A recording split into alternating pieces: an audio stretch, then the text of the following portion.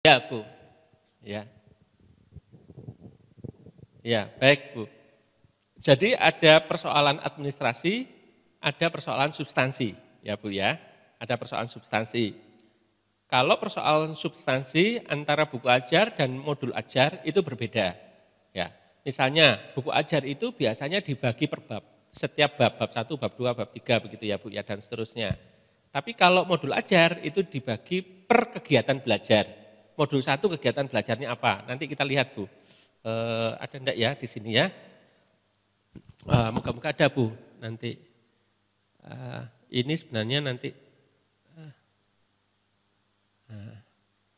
Iya pertanyaannya Ibu ini bagus ini. Tapi saya punya enggak ya jawabannya? Jangan-jangan saya enggak punya ini Bu jawabannya. Ini Bu ya, kalau buku ajar itu biasanya begini Bu. Nah buku ajar itu terdiri dari bab-bab begini Bu. Jadi bab 1 itu ada pendahuluannya itu deskripsinya apa, relevansinya apa, learning outcome-nya apa, atau capaian belajarannya apa. Baru masuk penyajian, 1.1 apa begitu ya Bu ya. Terus kemudian di sini ada di penutup ini ada tes formatif atau itu loh Bu soal-soal latihan itu loh Bu di sini masuk umpan balik itu apa gitu ya. Ini buku ajar bab 1, bab 2 dan seterusnya. Kalau modul itu seperti ini Bu bentuknya modul. Ini bentuknya modul Bu. Ya. Nah, ini modul Bu. Jadi modul 1 misalnya pengantar TIK, modul 2 perangkat lunak dan perangkat keras TIK. Modul 3 adalah komunikasi data dan jaringan komputer. Nah, dalam modul 2 itu ada kegiatan belajar. Kegiatan belajar 1 mengidentifikasi perangkat keras TIK.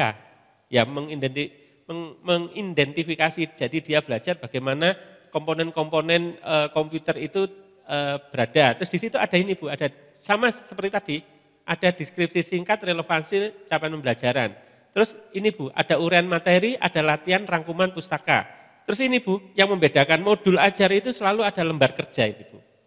Ada lembar kerja mahasiswa, cocok ini untuk diploma Pak ini ya. Diploma selalu ada lembar kerjanya ini. Tugas dan lembar kerja, ada tes formatif, ada umpan balik. Setelah kegiatan belajar 1 ini dalam 1 modul ini, terus ada kegiatan belajar yang kedua, yaitu menginstal perangkat lunak, misalnya menginstal operating system. Itu juga nanti isinya seperti ini. Itu kalau dalam bentuk modul-modul Bu ya, seperti itu. Nah, kalau secara administratif itu tidak mesti buku modul ajar itu ya, yang kalau menurut permen tadi, supaya dinilai 5 tidak perlu diterbitkan, kemudian setelah diterbitkan otomatis menjadi buku ajar. Ya, kalau di tempat saya biasanya begini Bu, kalau ada dosen mengajukan modul ajarnya, sudah terlanjur membuat modul ajar ini Bu, tapi dia perlu buku ajar karena kumnya butuh lebih besar. Ya sudah saya nilai sebagai buku ajar, tetapi dia harus memperbaiki bukunya, dilengkapi ini begitu Bu. Ya, ya kalau enggak nanti dosen itu sama saya bisa berkelahi Bu ini Bu. Ya, karena memang dosennya butuh untuk kenaikan itu. Biasanya saya diperintahkan oleh WR1, Pak Samsul dosen itu butuhnya apa, silakan saja dibuat surat kategorinya itu. Tapi di dalam membuat rekomendasi itu kalau ada kekurangan dia suruh memperbaiki gitu ya. Nah, misalnya contohnya Bu lagi, buku ajar ya Bu ya. Tadi buku ajar ya kita cerita buku ajar. Ya buku ajar itu kan berdasarkan rancangan pembelajaran. Tapi dia butuh untuk buku referensi Bu, untuk kenaikan pangkatnya itu. Ya saya sarankan kalau begitu buku ajar Anda kasih, Anda tambahi, Anda insert hasil-hasil penelitian dalam bidang Anda yang terkait dengan mata kuliah ini. Jadi hasil-hasil penelitiannya dimasukkan di situ Bu, supaya nanti menjelma menjadi buku referensi. Nah begitu Bu ya, ada yang soal substansi, ada soal administratif ya Bu ya. Oke?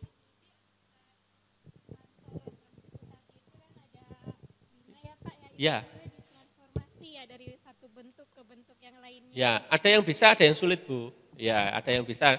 Kalau misalnya contohnya dia menulis buku tutorial, minta buku referensi pasti sulit. Ya, sangat jauh bedanya. Ya, jauh. Modul ajar ditransformasi ke buku ajar boleh ya Pak ya? Ya, silakan. Nah, itu agak lebih mudah mentransformasi ke situ ya Bu ya. Terima Jadi kasih, ditulis Bu. ulang. Ya. Jadi biasanya gini Bu, dosen itu kan sudah biasa membuat slide gini. Setiap minggu Bapak Ibu pakai slide berapa kira-kira setiap kali kuliah? Untuk mata kuliah kira-kira 2 SKS begitu? Oh 1, wah hebat betul ini dosennya ini. Iya, banyak ceritanya daripada ininya ya gitu ya.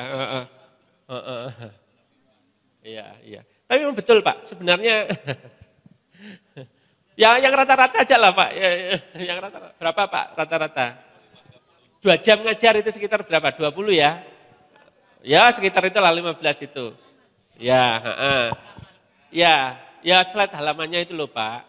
Lah yang satu tadi apanya? Oh satu file, oh satu.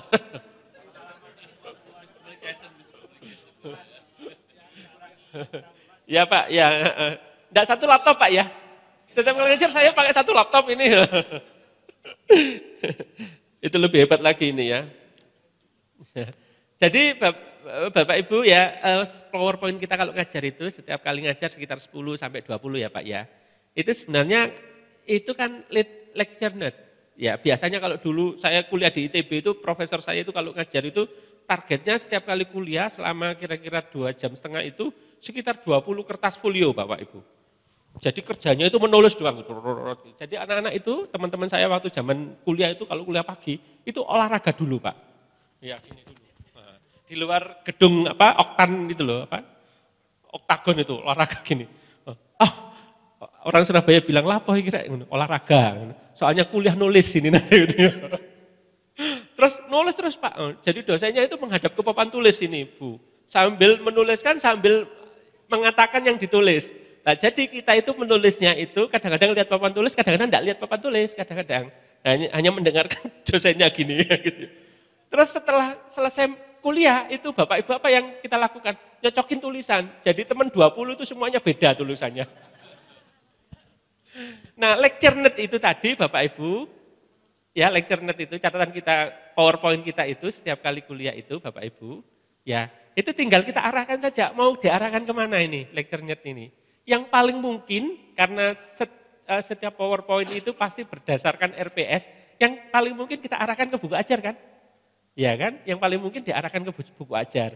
Nah, jadi dari PowerPoint ini yang paling mungkin nanti diisi daging-dagingnya itu, penjelasannya itu, ureannya itu, sehingga menjelma menjadi buku ajar. Ya, tapi sebelum menjadi buku ajar bisa saja dari PowerPoint itu menjadi diktat Bapak Ibu. Karena diktat itu kan lebih lengkap sedikit dari PowerPoint. Ya, lebih lengkap sedikit dari PowerPoint. Nanti kalau punya waktu lagi, dikasih contoh-contoh soal, kasih ilustrasi, latihan soal, jadi buku ajar. Ya. Atau kalau dilarikan ke modul, berarti nanti ada lembar kerjanya. Itu ya. Bisa lari ke situ Bapak Ibu. Jadi saya menyarankan mulailah dari PowerPoint Bapak Ibu untuk kuliah itu. Itu yang paling mudah Bapak Ibu ya. Paling mudah untuk menyusunnya. Kira-kira begitu ya Ibu ya penjelasannya. Ya Ibu, mari silakan Ibu. Nah, Bu Majidah yang bertanya sudah mulai ibu-ibu ini Bu. Iya ini. Tadi bapak-bapak terus ini Bu. Rupanya sudah ini Bu. Sudah memikat ini Bu ya. Selamat pagi Pak, nama Gimana, saya Ibu? Arlin dari Prodi Ilmu Administrasi Bisnis. Pertanyaan saya, kebetulan saya pernah baca buku yang kumpulan dari beberapa jurnal. Iya, iya Bu. Terus dibukukan. Ya. Kalau dari Koperti atau Dikti sendiri, kan itu jurnalnya kebetulan sudah dipublikasikan Pak. Iya. Apakah itu disebut plagiat atau tidak? Tapi memang dia mencantumkan sumber juga Pak.